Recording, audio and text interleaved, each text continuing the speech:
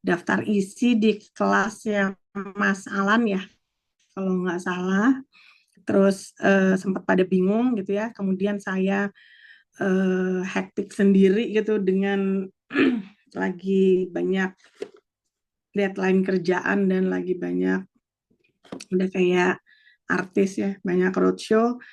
Ini bulak balik sampai akhirnya di dalam hati tuh janji mau nerangin gitu kan, nggak sempat tahu tuh Jumat lagi ini saja sama anak-anak S1 ada 3 hari Jumat, janjinya tuh gini. Sampai kemarin tuh udah speechless banget sama anak MM. Mem, kelas lagi? Hah, kelas lagi? Saya sampai, aduh saya nggak tahu harus minta maaf apa lagi ya, ini udah hari apa. Janjinya tuh mau, nanti saya record ya materi saya nggak sempat record juga, sampai udah nggak tahu lagi minta maafnya kayak apa ya udah. Oke, Pak Ferry, artis kita malam ini. Halo, halo. Oke, Bapak Ibu.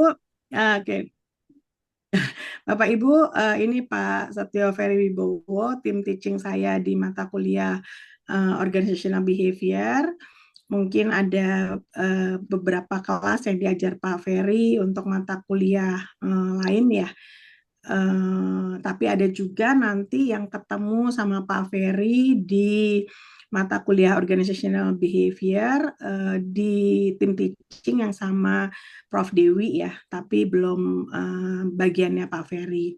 Nah, saya meminta Pak Ferry untuk membantu menjelaskan terkait dengan ujian tengah semester. Intinya, ujian tengah semester kita adalah terkait dengan artikel review. Jadi, Bapak dan Ibu, kita sudah melakukan presentasi ya. Sebagian sudah melakukan presentasi dan sebagian ongoing ya untuk presentasinya. Dan saya sudah sepakat dengan para dosen profesor lainnya bahwa memang untuk ujian tengah semester kita akan melakukan paper yang berupa artikel review. Bapak Ibu nggak usah bingung karena sebetulnya Bapak dan Ibu tidak lagi mencari artikel baru. Artikel yang akan direview adalah artikel yang Bapak Ibu sudah cari pada saat membuat presentasi. Ya, kita sepakati dulu. Jadi sebetulnya yang akan direview oleh Bapak dan Ibu pada saat yang akan direview untuk ujian tengah semester adalah artikel yang sudah Bapak dan Ibu kumpulkan atau cari di dalam template matriks ya, ingat ya, yang untuk presentasi kelompok. Saya sudah menugaskan, kami sudah menugaskan Bapak dan Ibu masing-masing mencari minimal 5 artikel yang harus dimasukkan ke dalam template matriks artikel untuk pembuatan dalam pembuatan presentasi kelompok gitu ya. Tapi jika nanti setelah dijelaskan oleh Pak Ferry ternyata Bapak dan Ibu merasa bahwa wah artikelnya kurang cocok nih gitu ya, atau kurang pas gitu dengan apa yang disampaikan oleh Pak Ferry, Bapak dan Ibu boleh mengganti artikelnya, tapi tidak diperbolehkan mengganti topiknya. Clear ya? Jadi misalnya Ibu Yulia, topik presentasinya apa Bu Yulia? Maaf, Bu Yulia Iya, Fitriani. Nah, iya, topik itu presentasinya apa? stres Bu, mengenai Nah, stres. stres. Berarti Ya, Bu Yulia kan sudah mencari 5 artikel tentang stres ya. sudah Ibu. Nah, Ya, ternyata sudah. nanti setelah dijelaskan sama Pak Ferry, terus Bu Lia merasa bahwa oh artikel yang 5 artikel saya masih perlu saya tambahkan lagi nih. Nanti kan Pak Ferry misalnya menambahkan, kalau nggak salah ada tambahan artikel ya Pak Ferry ya, bukan hanya 5 ya, Eh, saya perlu klarifikasi dulu mungkin ya, Memit ya. 5 artikel ya itu untuk per kelompok atau per orang ya kemarin itu. per orang, per Jadi satu orang. kelompok ada berapa artikel total? Ada 20. Jadi Oh, 20-nya yang dipakai ya Pak Ferry ya. iya bisa begitu Oh, 20. 20-nya. Jadi 20-nya boleh dipakai ya teman-teman ya, nggak hanya 5 artikel itu. Nanti Pak Ferry akan lebih menjelaskan lebih detail ya. Jadi kalau misalnya dari 20 artikel itu ternyata masih kurang, teman-teman boleh menambahkannya lagi masing-masing. Tapi tidak boleh ganti topik ya. Clear ya Bapak Ibu ya? Siap, Ya, Jadi Mom. clear Ibu, ah, siap Ibu. jadi Clear, Ma'am. jadi Bu Yulia nggak boleh ganti, kalau udah stres nggak boleh ganti jadi topik yang lain seperti itu ya. Ya, baik, Mam. Iya. Oke, silakan Pak Ferry. Jadi satu orang ini kelompoknya, tapi ini tugas individu ya, UTS-nya ya, bukan tugas kelompok ya. Ya, silakan Pak Ferry. Oke, baik. Terima kasih, Mem Wit. Assalamualaikum warahmatullahi wabarakatuh. Selamat malam, Bapak Ibu semuanya. Assalamualaikum warahmatullahi wabarakatuh. Selamat malam, Pak Ferry. Selamat Pak Ferry. Ada Pak Abe, ada Bu Hani, ketemu lagi ya. Udah saya goodbye ya. Oke, Bapak Ibu sekalian, hari ini saya akan coba sedikit ya memberikan gambaran tentang UTS yang akan dilakukan oleh Bapak dan Ibu sekalian untuk mata kuliah Organizational Behavior ini. Jadi kemarin sempat ngobrol sama Moembit kan katanya nanti tugas akhirnya itu ya final projectnya itu adalah membuat buku ya, buku bunga rampai yang isinya itu ada bagian tentang chapter summary dari tugas yang diberikan selama tugas mingguan, kemudian ada juga studi kasus dan ada juga review artikel. Nah, UTS ini nanti akan berguna sebagai apa istilahnya ya, bagian dari buku yang akan disusun oleh Bapak dan Ibu sekalian. Jadi harapan kami adalah buku yang disusun itu tidak hanya merupakan chapter summary dari buku teks yang selama ini dijadikan sebagai referensi, tapi juga bisa memberikan insight ya, buat pembacanya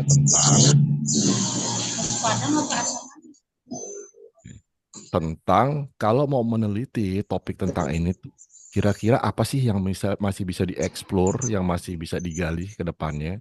Nah, itu bukan saja berguna bagi pembaca, Bapak Ibu, tapi mungkin juga berguna untuk Bapak dan Ibu sekalian yang sekarang ini mungkin masih bingung mau milih topik, masih bingung mau milih teori. Nah, dengan melakukan systematic review sederhana yang akan dijadikan sebagai tugas tengah semester ini, mudah-mudahan Bapak dan Ibu nanti mendapat pencerahan. Oke, saya share screen dulu ya. Pak Ferry suaranya agak berdecit-decit. Bukan dari saya kayaknya ya, Membit ya. Oh, ada yang suara ini ya, bocor ya. Kayaknya begitu. Oke, coba lanjut.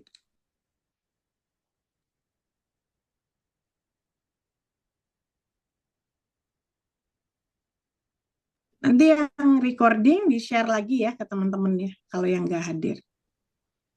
Siap, Mam Lydia. Baik, Bapak Ibu, jadi ini ya bagian dari instruksi yang akan kami sampaikan terkait dengan pengerjaan tugas yang mudah-mudahan nanti akan membuat Bapak dan Ibu tuh lebih clear, lebih jelas ya tentang apa yang harus dilakukan. Jadi pertama, tujuan dari penugasan ini intinya 3 ya. Bapak dan Ibu itu nanti diminta untuk membuat sintesis penelitian. Jadi bukan summary tapi sintesis. Kalau kita bicara sintesis, oke, ada summary-nya, ada rangkumannya. Tapi lebih jauh dari itu, Bapak dan Ibu juga nanti diminta untuk menganalisis ya, berbagai temuan-temuan ya yang terkait dengan artikel yang direview, kemudian dibuat semacam kelompok-kelompok atau pengkategorian sehingga dia menjadi tema-tema khusus. Nah, tujuannya apa? Tujuannya supaya Bapak dan Ibu itu nanti bisa mengidentifikasi research gap. Research gap atau kesenjangan penelitian, yaitu area-area yang selama ini tuh belum banyak dieksplor, belum banyak diinvestigasi. Dan itu nanti akan menjadi landasan rekomendasi bagi Bapak dan Ibu sekalian terhadap peneliti-peneliti yang akan mengkaji topik tersebut ke depannya. Kalau mau melakukan penelitian dengan topik tersebut, apa sih yang harus dilakukan? Nah, kita bicara tentang Future Research Direction atau Future Research Agenda. Jadi ini 3 tujuan dari penugasan kali ini. Dan ini juga yang akan menjadi tujuan yang akan Bapak dan Ibu tulis di dalam laporan Bapak dan Ibu semuanya. Jadi sekilas strukturnya mungkin kurang lebih akan seperti ini ya. Ini bisa fleksibel, mungkin nanti Membit akan memberikan modifikasi atau revisi, silakan. Tetapi paling tidak Di dalam laporan ini harus ada bagian pendahuluannya, ada bagian metodologi, kemudian hasil. Hasil ini nanti akan ditindaklanjuti dengan identifikasi research gap, dan kemudian ditutup dengan rekomendasi ke depannya itu penelitian tersebut harus dilakukan bagaimana. Baru dibuat kesimpulan. Nah, ini inti dari struktur laporan yang akan Bapak dan Ibu susun. Izin menambahkan Pak Ferry, balik Monggo. sebelumnya. Nah, ini hampir sama dengan daftar isi yang sudah saya berikan di kelasnya Mas Alan ya. Nanti bisa kita samakan ya Mas Alan ya. Nanti bisa saya share di kelas yang lain. Silakan Pak Ferry. Oke. Nah, sekarang kita lihat satu persatu ya Bapak Ibu ya, dari tiap-tiap bab tadi, apa sih yang penting untuk diungkapkan? Pertama, kalau di bagian latar belakang itu jelas ya, bagian pendahuluan itu menjelaskan atau mendeskripsikan argumen dari Bapak dan Ibu sekalian terkait dengan topik yang diangkat. Nah, jadi bukan cuma topik kami adalah ini, tetapi harus dijelaskan kenapa topik ini penting untuk dikaji. Kenapa? Dan apa relevansinya terhadap misalkan outcomes dari organisasi yang selama ini ada. Misalkan dikaitkan dengan performance, misalkan dikaitkan dengan apa. Nah, ini penting banget harus diungkapkan di bagian pendahuluan untuk menunjukkan bahwa riset kita ya, topik riset kita ini memang perlu dibaca oleh audiens. Topik riset kita ini perlu untuk dilakukan. Jadi kalau kita hanya menyebutkan topiknya adalah ini, kemudian langsung bercerita panjang lebar tentang hal-hal yang terkait dengan topik tersebut, tanpa mengungkapkan kenapa mengkaji ini penting, kenapa mengkaji ini urgent atau relevan, maka orang mungkin tidak akan tertarik untuk membacanya. Karena ada ya, mungkin topik-topik yang oleh peneliti itu dianggap sudah out of date. Orang udah banyak banget melakukan penelitian tersebut di masa lalu sehingga sekarang udah nggak relevan lagi, udah nggak penting lagi untuk dikaji karena mungkin hasilnya udah ketemu, ya, artinya udah konklusif temuan penelitiannya. Nah, di sini Bapak dan Ibu harus bisa menjelaskan ya bahwa penelitian ini masih aktual, masih relevan, ya, masih punya sisi kemutakhiran dan punya urgensi untuk memberikan kontribusi terhadap ilmu pengetahuan. Nah, itu. Kemudian bicara tujuan, tujuan ini sama dengan tujuan kenapa kami memberikan tugas ini, yaitu untuk mensintesiskan ya artikel-artikel yang oleh Bapak dan Ibu itu sudah pernah direview atau mungkin nanti akan ada tambahan. Kemudian juga bicara tentang mengidentifikasi berbagai gaps yang mungkin nanti akan Bapak dan Ibu temukan. Nanti kita akan bicara lebih panjang tentang gaps ini ya. Dan kemudian rekomendasi Bapak dan Ibu ke depan itu akan seperti apa. Nah, sebagai contoh misalkan kalau kita bicara tentang memaparkan urgensi atau relevansi, misalkan topik kita terkait dengan job satisfaction atau komitmen organisasi. Jadi kita paparkan bahwa kepuasan kerja dan komitmen kerja itu merupakan faktor krusial dalam menunjang keberhasilan organisasi. Nah, ini adalah kalimat yang menunjukkan kenapa ini relevan. Karena tanpa adanya dua aspek ini, maka organisasi tidak akan bisa berhasil. Oke, itu intinya. Kemudian kita berikan misalkan penjelasan tambahan. Karena karyawan yang happy ya, yang bahagia dalam pekerjaannya, itu mungkin akan memiliki komitmen yang lebih tinggi dan akan menghasilkan produktivitas yang lebih tinggi serta memperkecil kemungkinan karyawan tersebut untuk meninggalkan organisasi. Nah, itu kita bicara tentang masalah pentingnya mengangkat isu job satisfaction atau organizational commitment. Nah, ini kemudian harus kita lengkapi. Kenapa penting menjaga dua hal ini? Kenapa penting menjaga organisasi untuk bisa tetap sukses? Karena di dalam bisnis environment yang semakin kompetitif, misalkan kita tambahkan paparannya, memahami faktor-faktor ya, yang berpengaruh terhadap kepuasan kerja maupun komitmen itu penting untuk meningkatkan tadi daya saing maupun kinerja dari organisasi. Nah, jadi bagian ini tuh intinya seperti itu, menjelaskan kenapa penting membahas topik tersebut dan apa urgensinya terhadap ilmu pengetahuan.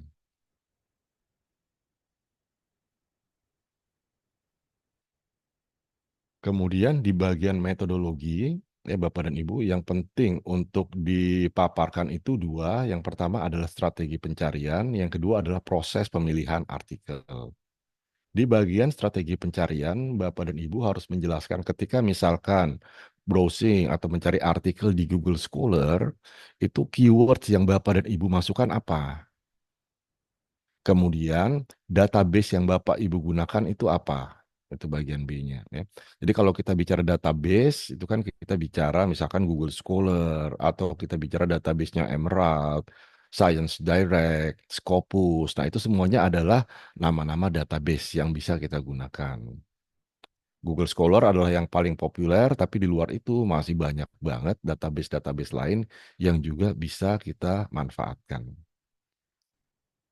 Itu bicara tentang database-nya. Kemudian bicara tentang keyword-nya, keywords mohon disesuaikan dengan topik yang Bapak dan Ibu sudah mendapatkan dari Memwit. Kemudian juga nanti tambahkan keyword-keyword lain yang sesuai ya, yang sesuai dengan tujuan dari penelitian ini atau tujuan dari laporan ini. Kayak satu tujuannya adalah mengidentifikasi teori yang digunakan, misal tambahkan di dalam keyword pencarian itu kata teori, misalkan. Atau ketika kita bicara masa urgensi, relevansi, Bapak dan Ibu bisa menambahkan kata emerging.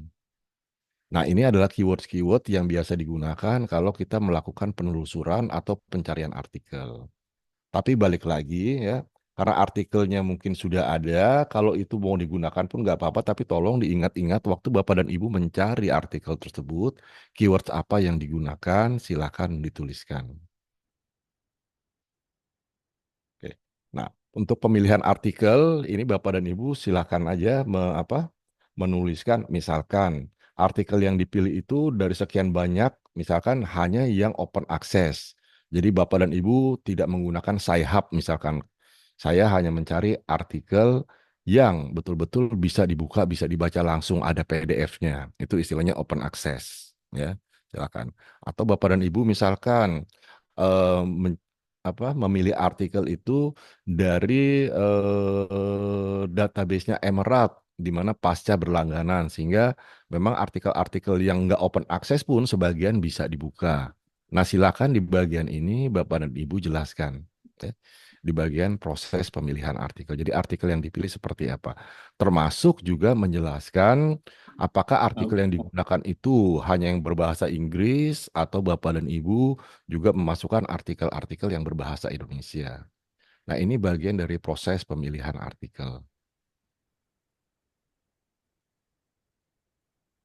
Untuk bab 2 hanya seperti itu ya Bapak dan Lagi Ibu. kuliah Kemudian untuk bab 3 bicara tentang analisis dan di hasil. belakangku Ini soalnya kayaknya kenal yang apa-apa. Ada yang bocor, Bapak Ibu? Siapa nih? Pak Asep mungkin ya. Pak Pak Asep Asep? bisa tolong di mute ya. Oh Oke. iya iya maaf.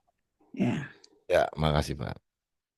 Baik, untuk bagian ini ya, bab 3 ini yang nanti akan panjang banget nih ceritanya karena banyak banget hal-hal yang harus dianalisis. Yang pertama adalah analisis deskriptif. Jadi kalau biasanya kalau kita pakai data kuantitatif, bicara analisis deskriptif kan kita bicara berapa persen responden wanita, berapa persen responden pria, berapa persen yang pekerjaannya apa, dan seterusnya. Tetapi kalau untuk jenis artikel yang sifatnya atau bentuknya review, ya, yang kita deskripsikan itu aspeknya beda lagi. Misalkan artikel yang kita kaji itu ada di rentang tahun berapa sampai berapa. Nah, saya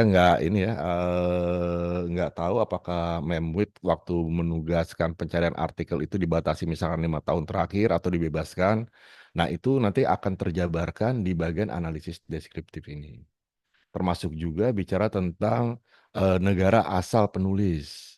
Dari sekian banyak artikel yang Bapak dan Ibu review, itu berapa persen ya misalkan yang ditulis dari Amerika, penulisnya dari Amerika, berapa persen yang penulisnya dari Taiwan dan seterusnya. Nah, itu deskripsi yang berikutnya. Kemudian juga Bapak dan Ibu harus ngecek tuh tiap-tiap artikel itu. Kalau di Google Scholar kan kelihatan jumlah citasinya ya, cited-nya. dideskripsikan juga dari sekian banyak artikel yang Bapak Ibu review, itu yang paling banyak disitasi itu artikel yang mana dan tahun berapa. Karena ini akan menunjukkan apa? Menunjukkan bahwa artikel tersebut mungkin menjadi artikel kunci dalam analisis yang dilakukan oleh Bapak dan Ibu. Karena semakin banyak artikel itu disitasi, berarti kan isinya memang daging semua, istilahnya kayak gitu kan. Nah, ini juga penting dideskripsikan. Oke, itu terkait tentang analisis deskriptif. Kemudian bicara tentang temuan tren. Tren-tren utama ini harus dipaparkan. Jadi kalau kita bicara tren, misalkan tren dalam hal topik, ya, subtopik atau topik kajian. Ada nggak pergeseran dari waktu ke waktu? Kita harus perlihatkan itu. Jadi kalau misalkan, oh di awal-awal tahun sekian, topik kalau kita membahas tentang job performance itu bicaranya dikaitkan dengan apa. Tapi sekarang itu dikaitkannya dengan hal yang berbeda lagi. Nah ini kita bicara tentang tren nih. Atau tren yang terkait dengan metodologi. Di awal-awal tahun artikel di review ini kebanyakan penelitiannya menggunakan analisis kuantitatif. Tapi sekarang bergeser lebih banyak bentuk penelitian yang kualitatif nih. Ceritakan ya, artikel-artikel yang dari tahun 2024, 2023 itu ternyata lebih banyak kualitatif, sedangkan yang tahun 2020, 2018 banyak yang kuantitatif. Nah, itu kita bicara tentang temuan atau tren ya. Kita bicara perkembangan dari waktu ke waktunya seperti apa dalam hal topik, dalam hal metodologi dan dalam hal yang lain-lainnya juga. Kemudian untuk tema yang berikutnya yaitu perbedaan dan perdebatan, Bapak dan Ibu bisa menyoroti banyak hal juga di sini. Misalkan dalam hal penggunaan teori. Ada nggak misalkan perdebatan teori yang digunakan, yang banyak digunakan dalam mengkaji topik tertentu itu ternyata didebat atau dikritisi. Dianggap nggak cocok digunakan untuk menganalisis topik tersebut dengan alasan bla bla bla. Ini bisa dijabarkan di sini. Pun misalkan dalam hal pengukuran variabel, dicek apakah misalkan ada perdebatan di situ. Misalkan ada penelitian yang mengukur ya, variabel X itu secara unidimensional, tetapi ada juga yang menggunakan pengukuran multidimensional. Nah, ini dijelaskan juga, digambarkan berbagai perbedaan-perbedaan tersebut, termasuk kalau ya, ada penelitian-penelitian yang menguji hipotesis yang sama, tetapi memberikan hasil yang berbeda. Jadi penelitian si A misalkan menguji pengaruh X terhadap Y, hasilnya positif signifikan. Si B menguji hipotesis yang sama, pengaruh X terhadap Y, hasilnya nggak signifikan. Si C menguji hipotesis yang sama, pengaruh X terhadap Y, hasilnya signifikan tapi negatif. Nah, ini kan perbedaan-perbedaan temuan, perbedaan-perbedaan hasil penelitian, ini yang perlu juga dipaparkan. Nah, pemaparannya jangan berhenti sampai, oh ternyata si A, si B, si C ini berbeda nih hasilnya. Yang satu bilang signifikan, satunya bilang nggak signifikan, satunya lagi bilang signifikan tapi negatif. Nah, ini nanti Bapak dan Ibu harus explore, ya. Kenapa berbeda? Kenapanya itu nggak usah jauh-jauh cari secara filosofi atau teoretis, tapi cukup bandingkan aja. Misalkan jumlah sampelnya. Di penelitian si A yang hasilnya nggak signifikan, jumlah sampelnya berapa. Di penelitian si B, jumlah sampelnya berapa, di C berapa. Lalu karakteristik respondennya, dibuat juga perbandingan. Nah, jadi itu nanti bisa dijadikan sebagai bahan mapping. Oh, ketika hasilnya nggak signifikan itu karakteristik, desain atau metodologinya seperti ini. Yang signifikan positif, karakteristiknya seperti ini. Dan yang signifikan negatif, karakteristik seperti ini. Nah, ini nanti bisa menjadi bagian dari rekomendasi Bapak dan Ibu ketika bicara tentang future research agenda. Ya. Jadi, Bapak dan Ibu, saya ingatkan lagi untuk bagian yang menemukan perbedaan atau perdebatan, ketika ditemukan adanya perbedaan, ya, itu ditelusuri. Tidak perlu dianalisis secara mendalam, tapi cukup dibuat perbandingan aja, komparasi. Dalam hal teori yang digunakannya sama atau enggak, jumlah sampelnya sama atau enggak, dan seterusnya. Nah, itu untuk tema yang kedua. Kemudian tema yang ketiga ini bicara tentang aspek metodologi penelitian. Tadi di bagian depan ya, kita ketika bicara tren itu sudah disebutkan sekilas bahwa trennya itu dulu kuantitatif, sekarang kualitatif. Nah, di sini dijabarkan lagi, tapi bukan dalam bentuk tren, ya, dijabarkan dalam bentuk proporsi. Sebagian besar pakainya kuantitatif atau kualitatif. Sebagian besar dalam mengumpulkan data itu banyaknya pakai survei, pakai eksperimen, atau pakai FJD, atau pakai apa. Dalam melakukan analisis data, banyaknya pakai apa? Pakai SEM yang covariance, pakai SEM yang varian misalkan PLS, atau hanya pakai regresi, atau pakai apa. Nah, ini dideskripsikan semuanya di sini, dipaparkan. Sehingga kita bisa melihat berbagai dinamika yang terkait dengan metodologi penelitian. Nah, bagian yang keempat, ini yang saya pikir apa ya, bagian yang paling fundamental ya untuk Bapak dan Ibu yang sedang studi lanjut S3, karena bicara tentang theoretical framework, ini merupakan konsep yang harus Bapak dan Ibu pegang, khususnya ketika nanti akan mengembangkan model penelitian.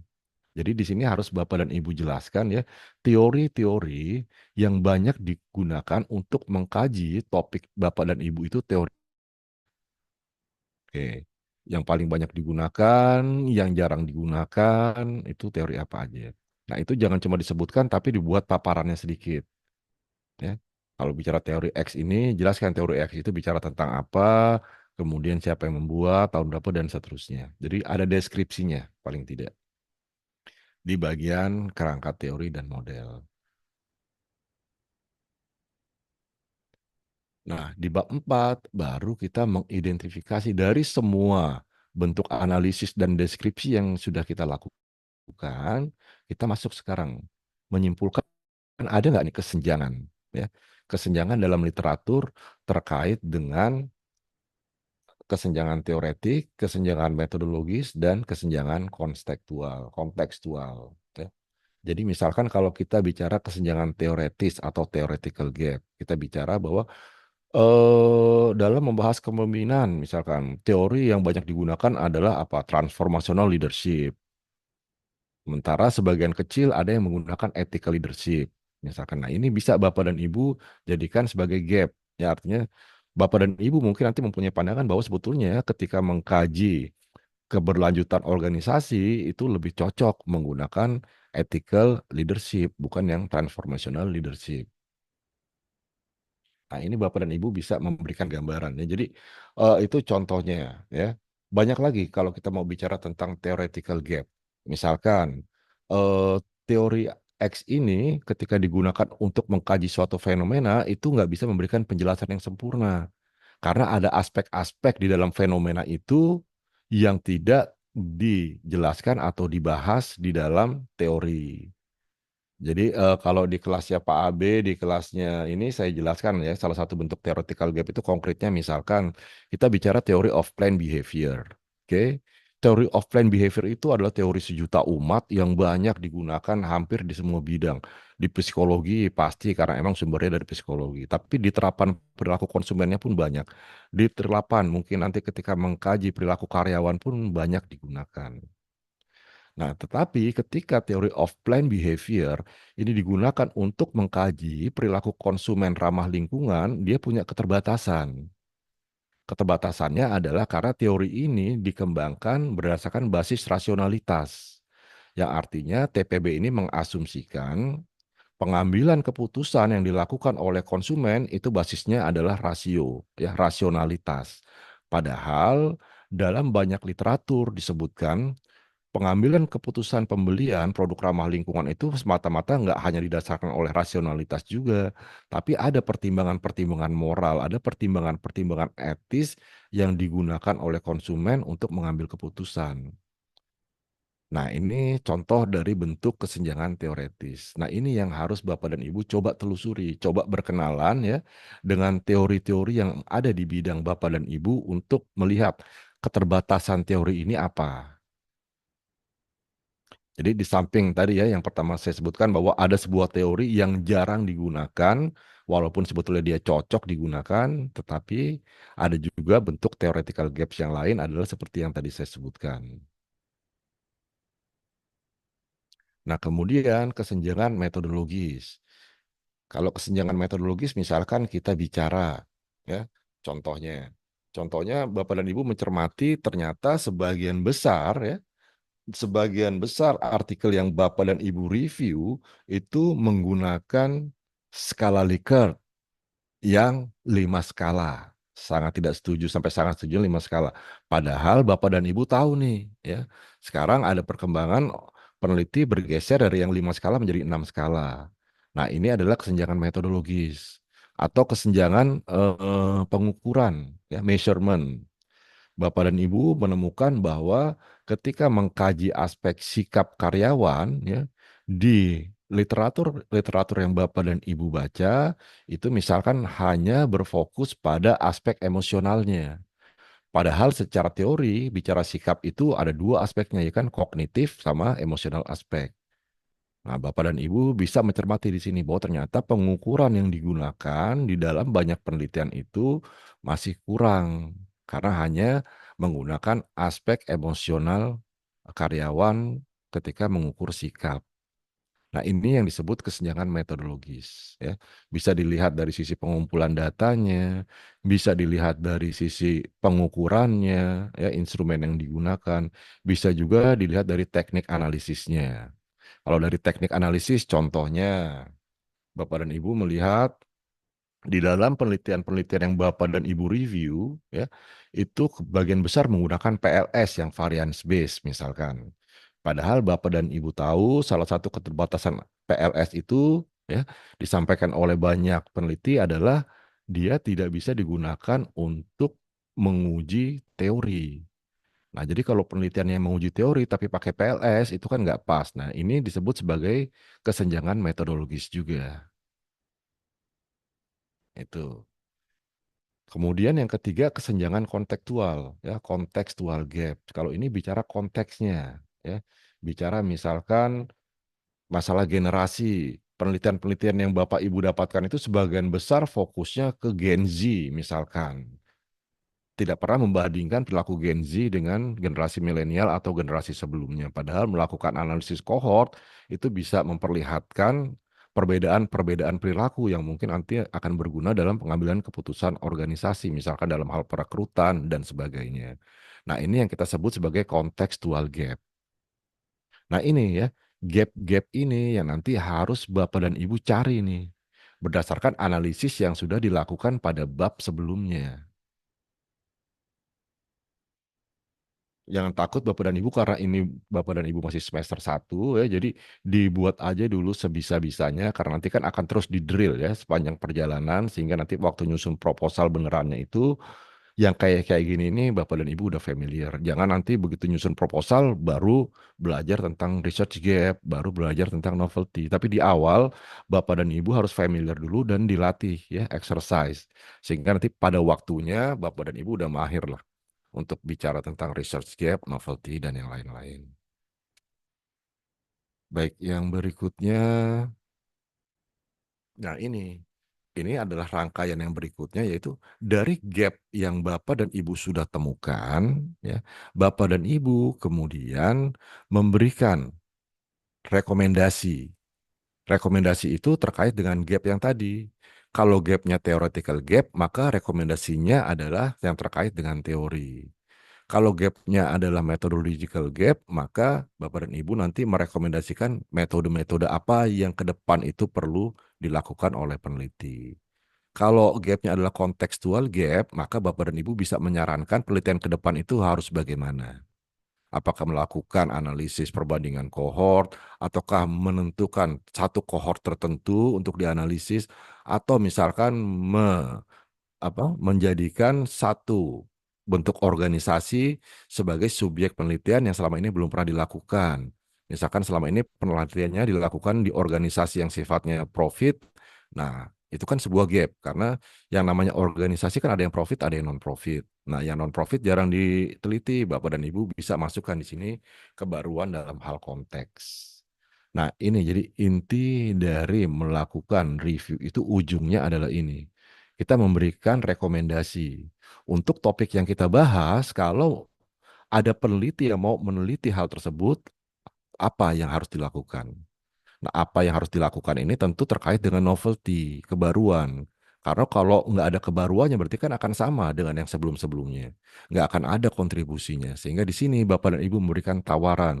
Ini loh novelty-novelty yang masih bisa dieksplor nih. Kalau ada yang mau meneliti tentang topik ini. Nah, selain tadi saya bilang ya, selain bisa digunakan oleh peneliti lain, ini bisa juga digunakan oleh Bapak dan Ibu yang sedang menyusun disertasi.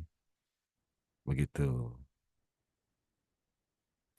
Nah, sedikit saya ingin menambahkan ya kalau kita bicara theoretical gap, lalu theoretical recommendation, itu ada 4 paling enggak ya, hal yang bisa Bapak dan Ibu lakukan sebagai novelty ataupun yang bisa direkomendasikan. Yang pertama kita sebut sebagai theoretical extension, lalu ada theoretical modification, ada theoretical integration, dan theoretical development. Masing-masing ini beda ya. Kalau perluasan berarti ada sebuah teori yang eksis ya, existing theory yang punya keterbatasan. Kemudian Bapak dan Ibu tawarkan rekomendasi kembangkan nih.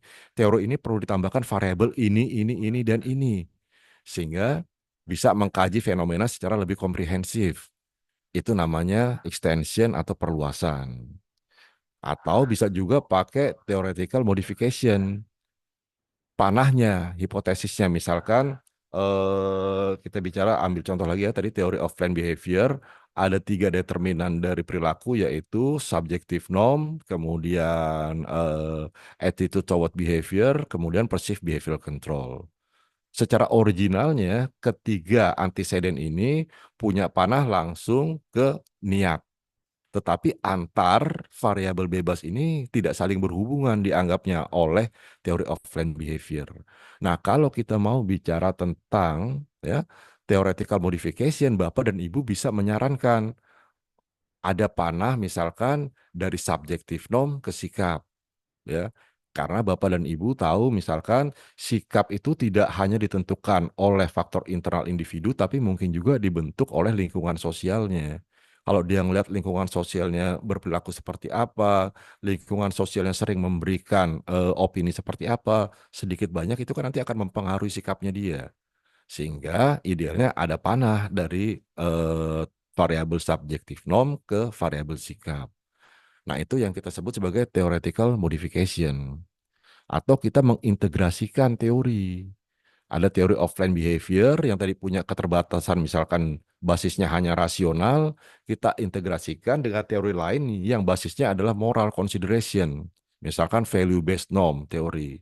Ini kita gabung jadi satu sehingga kemampuan integrasi ini bisa menjelaskan fenomena pembelian produk ramah lingkungan secara lebih komprehensif. Nah, yang ketiga, pengembangan ini berarti Bapak dan Ibu menyarankan dibuatnya sebuah teori baru. Karena menurut Bapak Ibu, melalui perluasan masih belum cukup, melalui modifikasi masih belum cukup, melalui integrasi pun masih belum cukup. Sehingga memang betul-betul harus dibuat teori baru. Nah, ini ya sedikit tambahan kalau kita bicara tentang usulan atau rekomendasi terkait dengan teori.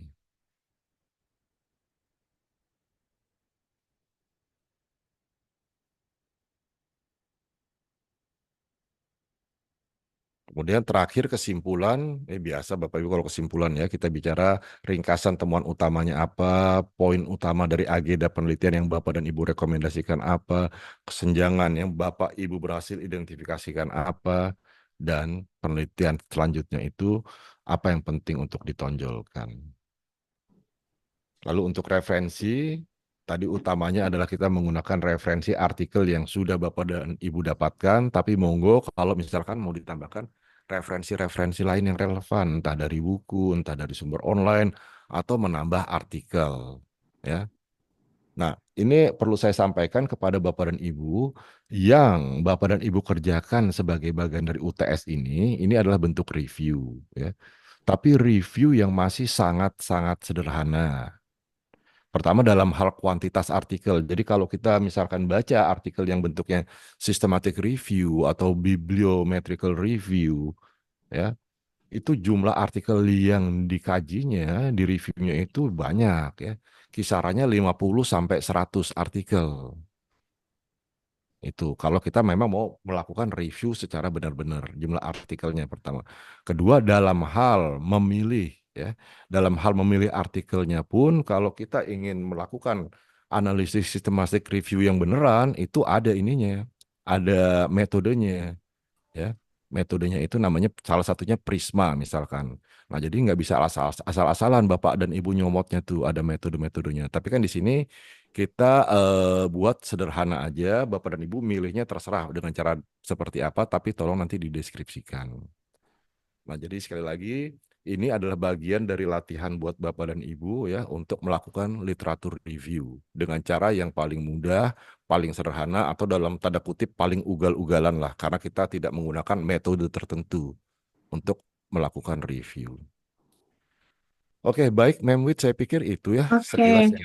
ya. Baik. Makasih Pak Ferry, Bapak dan Ibu. Jangan shock. Langsung pada diem semua.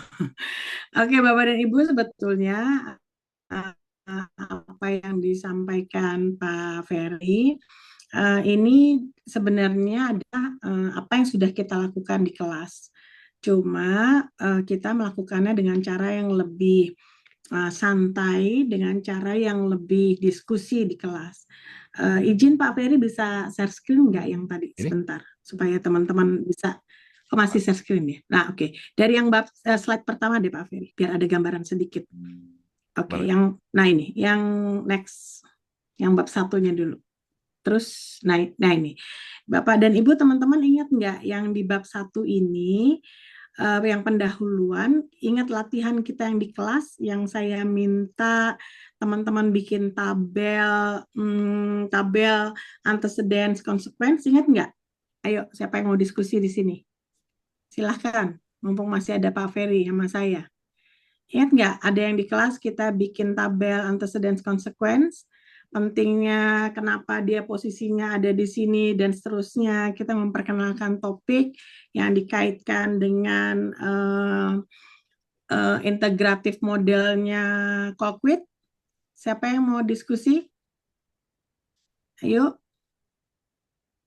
Bapak Ibu. Ingat Bu, ingat. Ingat ya. Nah, jadi biar nggak bingung. Sebetulnya kita sudah lakukan ini di kelas ya. Pak Ferry menjelaskannya lebih secara deskriptif.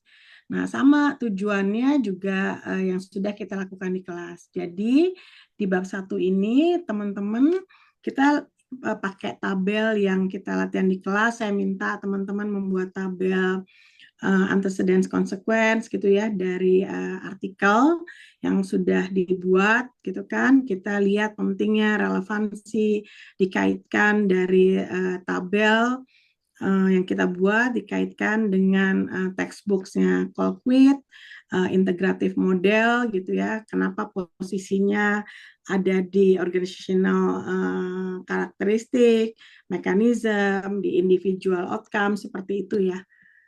Nah, lanjut Pak Ferry, izin. Nah, di sini yang di metodologi ini Bapak dan Ibu di strategi pencarian kita udah latihan di kelas juga. Setiap yang saya minta misalnya ayo buka Google Scholar, kata kuncinya apa? Mau mencari pencariannya pakai apa? Saya minta misalnya pakai Open Knowledge Maps, ingat nggak? Misalnya mau pakai Fast Viewers, kita kalau nggak bisa kita mau pakai Sci-Hoops atau seperti apa. Nah, jadi nanti sebetulnya ini yang sudah kita lakukan di kelas, nanti tinggal Bapak dan Ibu menuangkannya ke dalam bentuk laporan gitu ya. Seperti yang tadi disampaikan oleh Pak Ferry. Nah, tinggal kita di sini strategi pencariannya mungkin dibentuknya dalam bentuk dalam deskripsi apa dalam tabel ya Pak Ferry enaknya ya? Strategi pencarian ini ya? Deskripsi nggak apa-apa. Deskripsi aja ya, karena mungkin menjelaskan database yang digunakan misalnya bentuknya Scholar, Scopus atau seperti apa ya. Bapak dan Ibu ada yang mau ditanyakan enggak di sini? Silakan. Izin, Mam. Ya, silakan. Bismillah, Assalamualaikum warahmatullahi wabarakatuh. Waalaikumsalam. Selamat malam Pak Ferry, Mam Widya, dan Bapak Ibu semuanya.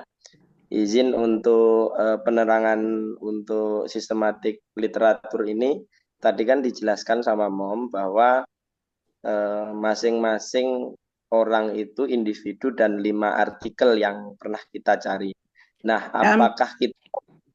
apakah kita kan sudah dibagi itu waktu tugas kelompok. Nah, itu kan satu orang masing-masing, misalkan saya itu ada 3 kelompok. Nah, yang digunakan untuk yang bahan, misalkan saya topiknya itu yang pembelajaran sama Mom itu kalau nggak salah komitmen organisasi. Nah, saya apakah pilih yang topiknya dengan Mom karena dalam satu kelas kan ada 3 dosen. Nah, itu seperti Bapak pilih salah satu aja. salah Nanti satu berarti. lapor ke PJ kelas ya. Karena kan oke, 3 baik. kali presentasi ya. Tapi nanti diatur ya sama PJ kelas ya. Supaya semua topik itu ada ya. Baik, terima kasih, Ya. Mom. Ya. Oke. Itu aja sih. Oke, berarti untuk yang lain nanti mungkin dicerna dulu. Kalau misalnya nanti ada pertanyaan, kita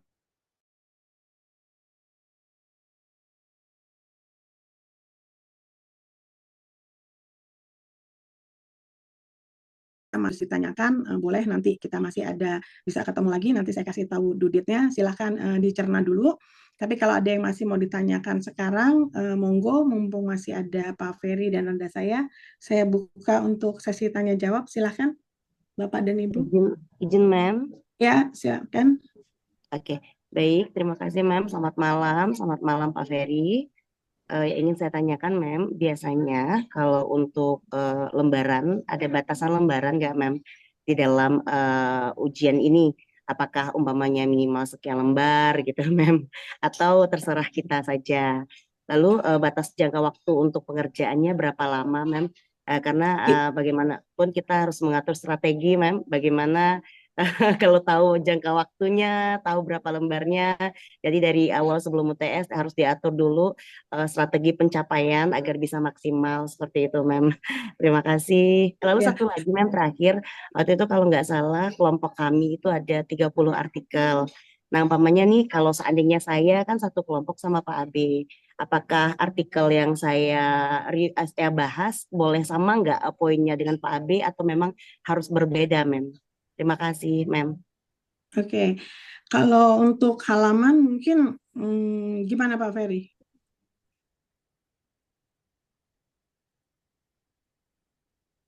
Ya, udah ditulis ya, ada 2 halaman, berapa halaman? Kayaknya sih nggak terlalu banyak juga sih ya. 1 halaman cukup lah ya. Karena kan Jadi kita mungkin nggak usah terlalu tebal-tebal juga ya Pak Ferry ya.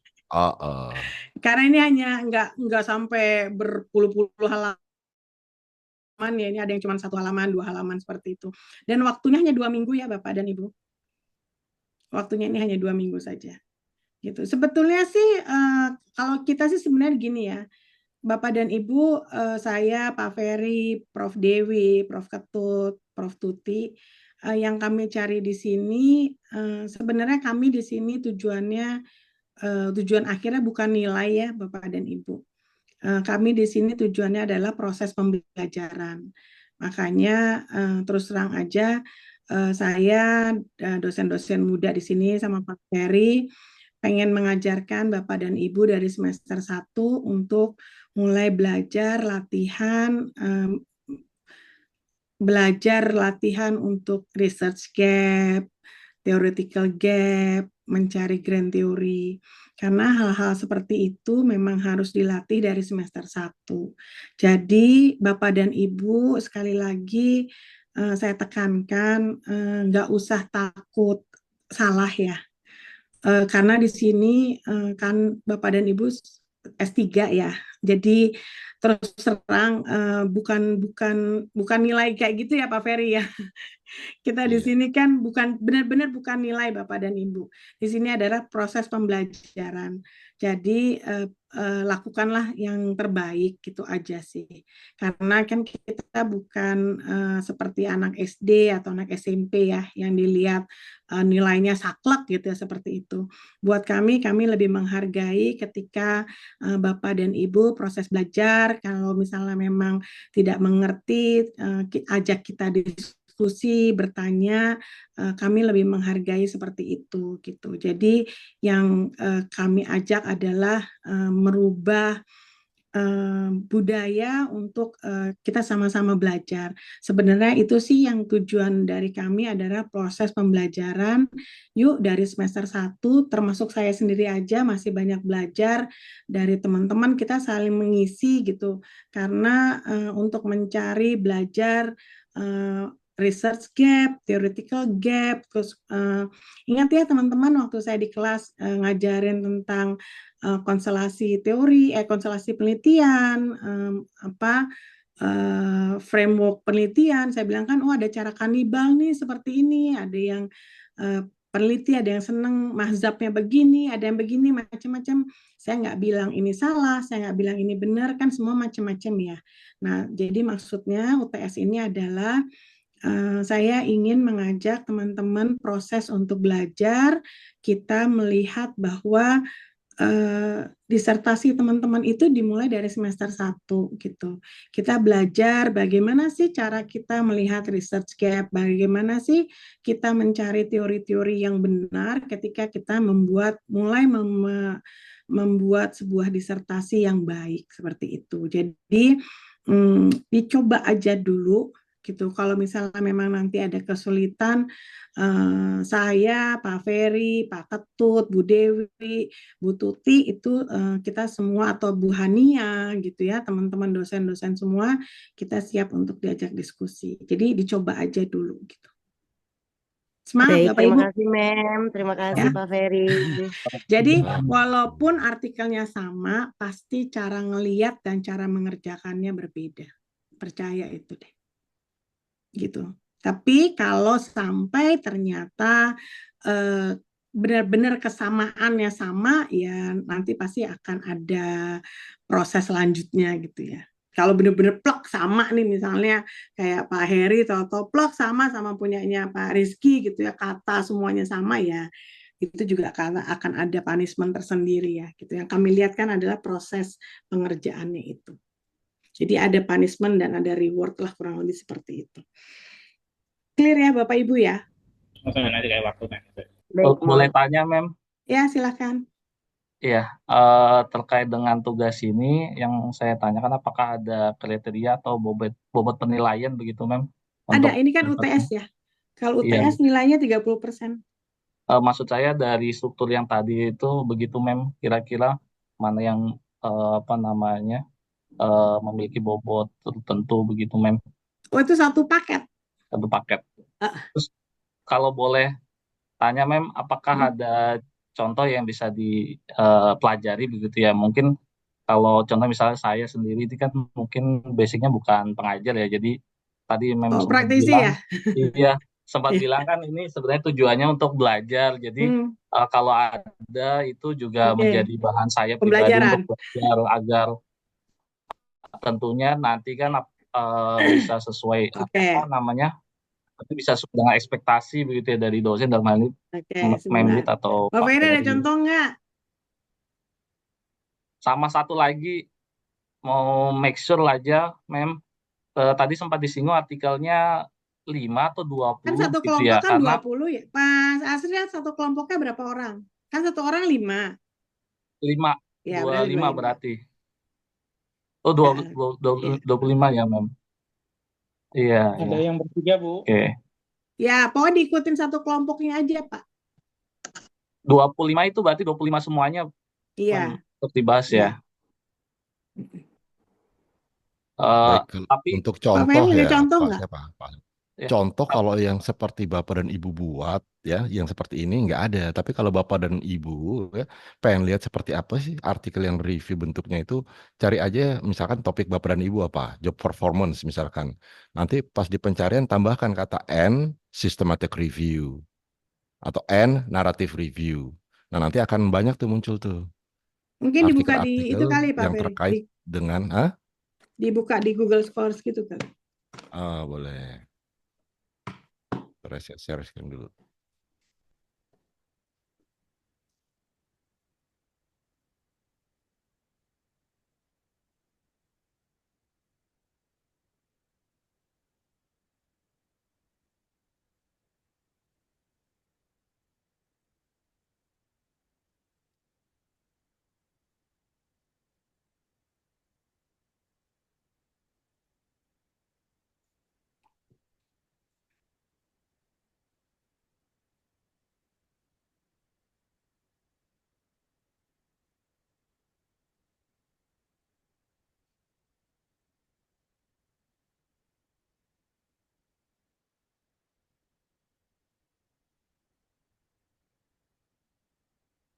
Mungkin karena dilihatnya kayak daftar isi gitu jadi bingung. Sebenarnya kalau udah dilihat artikel reviewnya nggak bingung kok.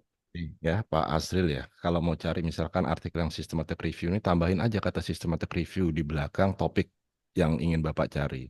Misalkan topiknya job performance, tambahkan kata systematic review di belakangnya. Nanti akan muncul kan banyak artikel. Nah, cek aja yang belakangnya ada kata systematic review atau a review. Ya, pokoknya ada kata reviewnya. Nah, ini bisa Bapak dan Pak Asril jadikan acuan ya kalau mau lihat kayak apa dalamnya.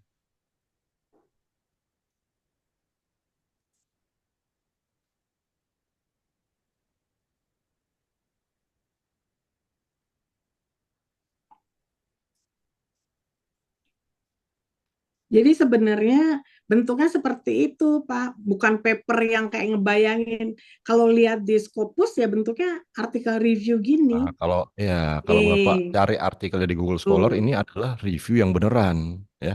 Yang beneran itu yang tadi saya bilang ketika melakukan pencariannya pun ada metodologinya seperti ini. Totalnya berapa, kemudian mengerucut jadi berapa dan seterusnya. Nah, seperti saya bilang tadi kan artikelnya biasanya di review itu jumlahnya 50 sampai 100.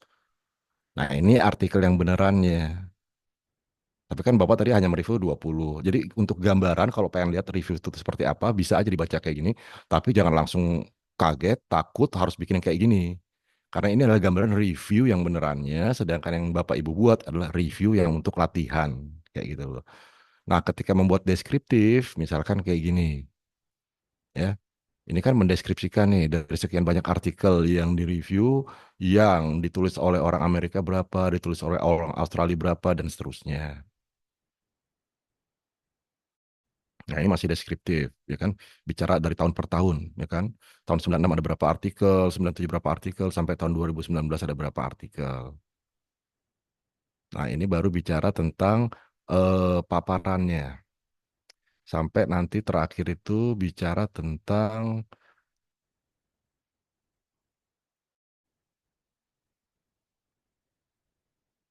bentar,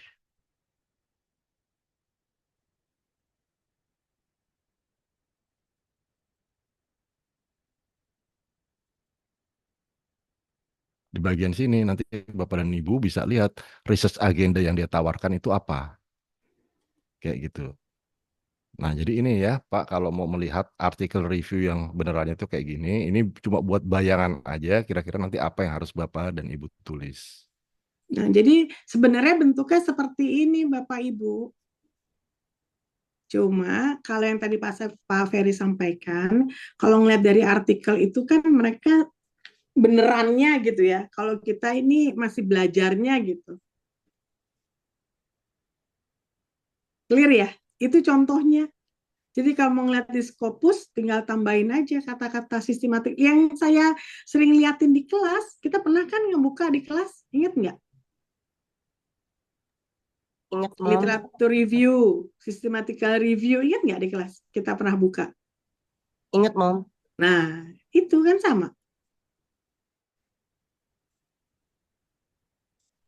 Mam Widya sama Pak Ferry Ya, izin untuk PPT instruksi tugasnya boleh di-share nggak ya, Mem? boleh. Nanti saya share di Google Classroom ya, di semua kelas. Iya, iya. Biar maksudnya kita ada Intinya sebenarnya itu panduan gitu ya, kurang lebih. Nah, jadi teman-teman nanti panduannya itu nanti saya eh, share di Google Classroom. Siap, terima kasih, Mem. Iya, sama-sama.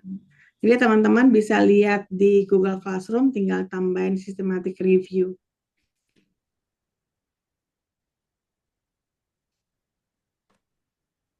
Ada lagi?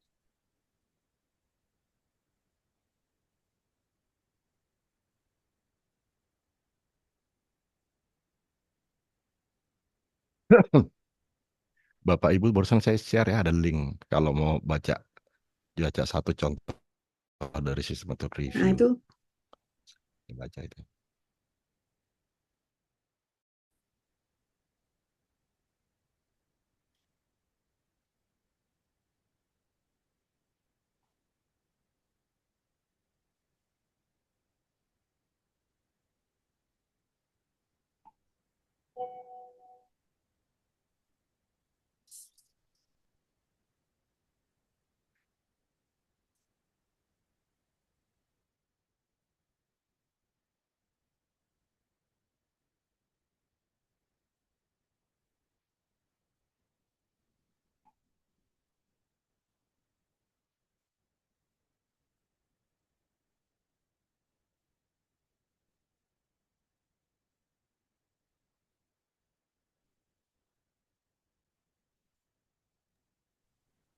Mem Wit, berarti kita boleh Ya, memilih di antara tiga tema yang sudah diberikan ke kelompok kami ya, Mem. Nggak hanya satu tema yang sudah ya. kita Nanti Ya, PJ kelas bikin daftar dulu, nanti kasih listnya ke saya ya.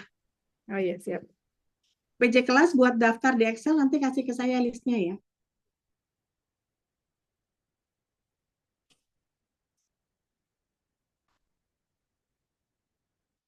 Oke, ada lagi? Mam. Ya, Ya, terima kasih. eh Sudah agak sedikit dong gitu ya. hmm. Jadi secara sistematik mungkin sudah disampaikan Pak Ferry tadi. Lalu kemudian secara teknis mungkin bentuknya seperti jurnal tadi, begitu ya, Mam ya. Lalu kemudian apakah di dalam melakukan review itu hanya terbatas dengan jurnal yang kita miliki atau mungkin kita bisa menginkludkan juga sumber lain untuk kita lebih luas di dalam membahasnya, mau gitu aja. Terima kasih. Boleh sumber lain, Pak Heri, monggo. Tadi yang seperti disampaikan Pak Ferry, boleh dari textbook, boleh dari lain-lain. Baik.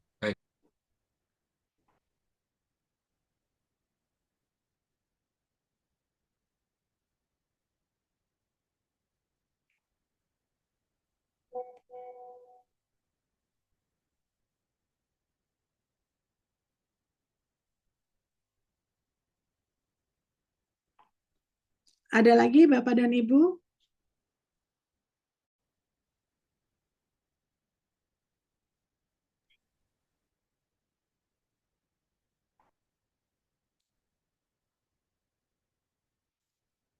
Kalau tidak ada, Mam, izin bertanya. oh ya, silakan Pak. Ya, terima kasih. Selamat malam rekan-rekan semua, Mam Wid Malam. dan Prof. Ferry. Itu untuk di OB kebetulan saya dapat di topik stres itu, Mem. Ya, Sedangkan jurusan saya ke depannya tuh saya rencananya itu di bidang pemasaran seperti itu. Nah, yang jadi pertanyaan saya, yang pertama, maksudnya biar saya lebih terfokus untuk ke garapan disertasi gitu, biar biar lebih terfokus. Jadi, apakah bisa misalnya nanti perilaku organisasi variabel stres itu kita tarik ke bidang pemasaran dalam artian artikel-artikel yang kemarin yang saya buat sebagian itu lebih banyak ke SDM seperti itu, Mem. Nanti diganti artikel baru yang terkait dengan variabel-variabel pemasaran yang masih dalam ruang lingkup stres gitu loh, Mem. Kalau bisa kan biar sekalian jalan disertasi pemasarannya saya garap dari awal biar sejalan seperti itu. Itu yang nggak bisa Pak Hermansyah, maaf.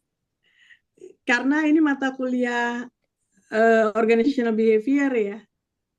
Maksudnya memang kita lagi belajar ke stres, tapi apa mungkin ditariknya ke gimana ya Pak Ferry ya? iya. Menurut saya sih gini, Pak siapa tadi yang tanya ya? Pak Pak Hermansyah Hermansyah. ya? Gini Pak Hermansyah, kalau menurut saya sih difokusin aja ke topik yang ada di mata kuliah ini. Karena mungkin perlu saya sampaikan juga ya Bapak Ibu ya, praktek melakukan tugas entah itu systematic review, entah itu menulis artikel, itu nanti akan ada di hampir semua mata kuliah. Jadi kalau misalkan Pak Hermansyah ngambil marketing ya, ketemu dengan saya di mata kuliah global marketing misalkan, nanti akan ada tugas yang serupa yang udah topiknya itu mengerucut ke bidang pemasaran gitu loh Pak. Jadi Oh, itu siap, akan lebih relevan. Kita kaitkan aja topiknya dengan mata kuliah gitu. siap. Terima kasih penjelasannya Membit sama Prof. Ya, Oke. sama-sama Pak Hermansyah. Izin Muhammad sama Pak Iya. Ferry, Halo. Asep Bu, Pak, izin bertanya. Saya jadi berpikir gini, kalau dari artikel yang kita kumpulkan itu kan berarti harus direview dalam satu bahasa nih. Saya belum memastikan juga bahwa kita bisa membuat review semua artikel yang pernah kita kumpulkan ini bisa dibuat dalam satu bahasa, maksudnya selaras lah, bisa kita konsolidasi. Nah, dalam konteks nanti kira-kira agak kurang nyambung nih satu sama yang lain, boleh nggak kita cari yang lain untuk menggantikan yang artikel yang sudah kita kolek itu? Saya agak khawatir soalnya walaupun sama-sama kemarin misal topik Memwid itu soal komitmen organisasi yang kami kumpulkan, itu belum tentu tuh Memwid itu bisa ini menurut saya, tapi ya mohon arahannya gimana ya kalau kondisi begitu nanti ketemu sih. Ya, Terima kasih. ya, izin Pak Asep, seperti yang tadi saya sampaikan, saya memberikan kebebasan kepada mahasiswa. Mungkin kan ketika kemarin, ketika mengumpulkan tugas pertama, asal-asalan milih ya Pak Asep ya, yang penting ngumpulin 5 gitu ya. Ya, dibilang asal-asalan dalam konteks itu mungkin iya ya. Ya kan Saya buru-buru akui ya. lah. Makanya Saya monggo akui. Pak Asep, karena kan kemarin kan saya juga bilang gini, oke 5 orang, 5 mungkin mau nyari yang, karena kan tugas saya itu kan pada saat presentasi kan gini, 5 teman satu kelompok itu menjelaskan tentang part, saya juga menjelaskan ke Pak Ferry. Part 1 mereka presentasi tentang konsep, saya bilang ke Pak Ferry. Part 2 mereka itu menjelaskan tentang bahwa variabel ini atau topik ini diteliti mereka akan apakah menjadi antecedent, consequence, kemudian penelitiannya ke arah mana. Benar ya teman-teman ya? Part 3 kasusnya apa nih, studi kasusnya. Benar ya teman-teman ya? Presentasi kita kan seperti itu ya. Saya menjelaskan tuh ke Pak Ferry, ini loh bentuknya seperti ini. Oh ya udah kita bikin begini-begini. Nah jadi saya bilang pasti tuh di dalam kelompok itu ada nih satu mahasiswa yang nyari, saya bilang nyari artikel yang tidak ada batasan tahun. Benar ya? Kalian boleh nyari artikel yang tidak ada batasan tahun karena mencari pada grand theory. Benar ya? Kemudian ada satu mahasiswa yang bertanggung jawab mencari 5 artikel karena mau mencari the current issues, karena mau mencari antecedent consequent terhadap part 2-nya. Benar ya? Nah, kemudian ada yang mencari pada studi kasus perusahaan mana, kasus siapa mau dikaitkan. Akhirnya di presentasi itu apakah kasus ini cocok dengan teori, cocok dengan kasus-kasus kekinian. Nah, berarti kan artikel dari 20 artikel atau 15 atau 25 artikel ini beragam. Ada yang tahunnya tua karena nyari grand theory, ada yang tahunnya kekinian karena nyari the current issues. Benar nggak? Nah, yang tadi Pak Asep tanyakan, kalau ternyata dari 20 atau 15 atau 25 artikel ini dirasa masih kurang, ya monggo Pak Asep, boleh. Mau ditambahkan, mau dari artikel lain, mau tambah teks lain, monggo. Nah, silakan aja Pak Asep disesuaikan. Siap-siap, Om. Gitu. Terima kasih arahannya. Ya. Pokoknya kalau teman-teman kemarin nih, misalnya, nah sekarang kan kerasa nih, kalau kemarin ngisi matriksnya plak-pluk, sekarang kerjanya jadi berkali-kali. Karena sebenarnya di tabel yang kemarin itu udah keisi kan harusnya. Metodologi, benar nggak? Hasil, konstelasi, populasinya, unit analisis, pakai skala apa, itu kan sebenarnya udah keisi ya di matriks ya sebenarnya. Nah, tinggal kalian, nah, rasa deh yang kemarin belum ngisi, sekarang harus ngisi. Kalau yang kemarin udah ngisi beneran, sekarang udah 50%. Tapi waktu itu kita memang ada beberapa artikel yang tidak sesuai ya Mem, lalu kita cari lagi kelompok saya sama Pak Ya Ade. enggak, maksudnya kan macam-macam ya, artinya ya macam-macam, makanya maksud saya kan ya sekarang kan jadi ini kan pembelajaran gitu, ya nggak apa-apa, nanti kan tinggal dilihat hasilnya gimana ya. Selamat begadang Bapak Ibu. Kan saya bilang kalau S3 tanya Pak Ferry deh ya, Fer ya, kita ya Fer dulu ya, obat lambung ya Fer ya, tolak angin, apalagi Fer? Bener koyo, Mem. Koyo. Pak Ferry juga gitu. Pak Ferry baru lulus dari IPB tahun berapa, Fer? Tahun lalu ya? Lu tahun lalu ya, Fer? Iya. Tuh, tahun lalu. Sama Pak Ferry juga gitu waktu ngambil S3. Koyoan, tolak angin, lambung, tuh ngerokok nggak berhenti-berhenti, itu sama. Perjalanan PhD semua sama, teman-teman. Gitu. Jadi semangat. Selamat begadang lagi 2 minggu ini. Ada lagi yang mau ditanya? Berarti deadline-nya dari tanggal hari ini per 2 minggu ke depan ya, Mem? Ya, nanti saya tulis di Google Classroom. Oke, baik, Mem. Terima kasih, Mem. Nah, bapak-bapak yang sudah merasa berumur, siap-siap tolak angin, asam lambung. Nah, ibu-ibu, nggak jadi malam mingguan, nggak jadi jalan-jalan.